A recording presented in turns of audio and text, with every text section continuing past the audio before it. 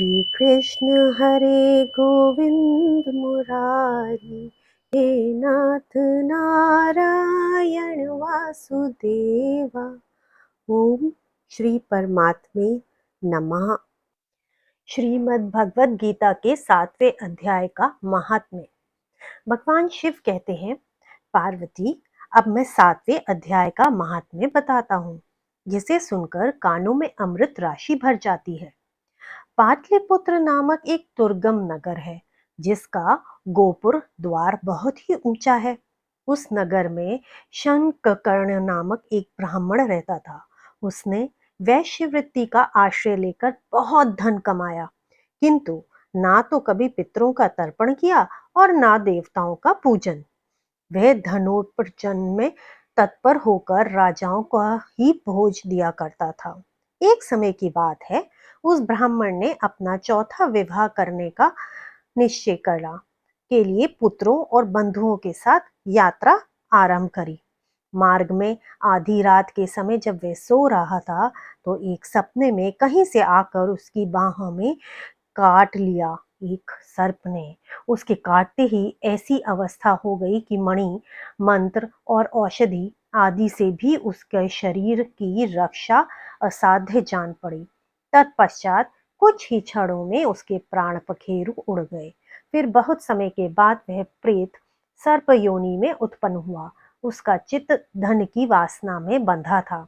उसने पूर्व वृतांत को स्मरण करके सोचा, मैंने जो घर के बाहर करोड़ों की संख्या में अपना धन गाड़ रखा है, उससे इन पुत्रों को वंचित करके स्वयं ही उसका रक्षा करूंगा। एक दिन सांप की योनि से पीड़ित होकर पिता ने स्वप्न में अपने पुत्र के समक्ष आकर अपना मनोभाव बताया। तब उसके निरंकुश पुत्रों ने सवेरे उठकर बड़े विस्मय के साथ एक दूसरे से स्वप्न की बात कही। उनमें से मझला पुत्र कुदाल हाथ में लिए घर से निकला और जहां उसके पिता सर्प योनि धारण करके रहते थे, उस स्थान पर गया। यद्यपि उसे धन के स्थान का ठीक ठीक पता नहीं था, तो भी उसने चिन्हों का उसका ठीक निश्चय कर लिया और लोभ बुद्धि से वहां पहुंचकर बांबी को खोदना आरंभ किया। तब उस बांबी से बड़ा भयानक सर्प प्रकट हुआ और बोला, ओ मूढ़, तू कौन है, इसलिए आया है, क्यों बिल खोद रहा है, अथवा किसने तुझे भेजा है, ये सारी बातें मेरे सामने बता। पुत्र बोला, मैं आपका पुत्र हूँ। मेरा नाम शिव है। मैं रात्रि में देखे हुए स्वप्न से विस्मित होकर यहाँ का स्वर्ण मुद्रा लेने के कौतूहल से आया हूँ। पुत्र की ये वाणी सुनकर वह सांप हंसता हुआ उच्च स्वर से इस प्रकार स्पष्ट वचन बोला, यदि तू मेरा पुत्र है तो मुझे शीघ्र ही बंधन से मुक्त कर। मैं पूर्व जन्म के गाड़े हुए धन के ही लिए ही सर्पयोनि में उत्पन्न हुआ हूँ। पुत्र ने पूछा, पिताजी, आपको मुक्ति कैसे होगी? इसका उपाय मुझे बताइए, क्योंकि मैं इस रात में सब लोगों को छोड़कर आपके पास आया हूँ। पिता ने कहा, बेटा, गीता के अमृतमय सप्तम अध्याय को छोड़कर मुझे मुक्त करने में तीर्थ, दान, तप और यज्ञ भी सर्वथा समर्थ नहीं है। केवल गीता का 7वां अध्याय ही प्राणियों के जरा, मृत्यु आदि दुखों को दूर करने वाला है। पुत्र, मेरे श्रद्धा के दिन सप्तम अध्याय पाठ करने वाले ब्राह्मण को श्रद्धा पूर्वक भोजन कराओ। इससे निस्संदेह मेरी मुक्ति हो जाएगी।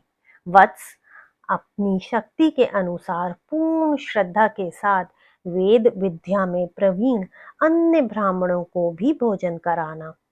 सर्प योनि में पड़े हुए पिता के ये वचन सुनकर सभी पुत्रों ने उसकी आज्ञा के अनुसार किया और उससे भी अधिक किया।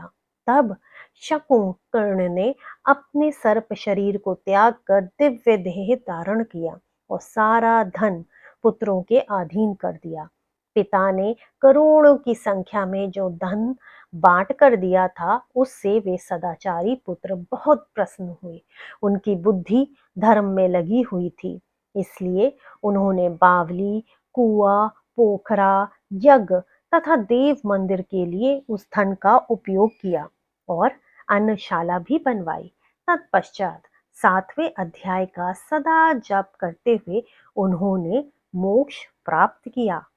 पार्वती, ये तुम्हें 7वें अध्याय का महात्म्य बताया गया है। इसके श्रवण मात्र से ही मानव सब पातकों से मुक्त हो जाता है।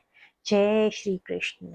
जय श्री कृष्ण। हे कृष्ण गोविंद हरे मुरारी, हे नाथ नारायण वासुदेवा।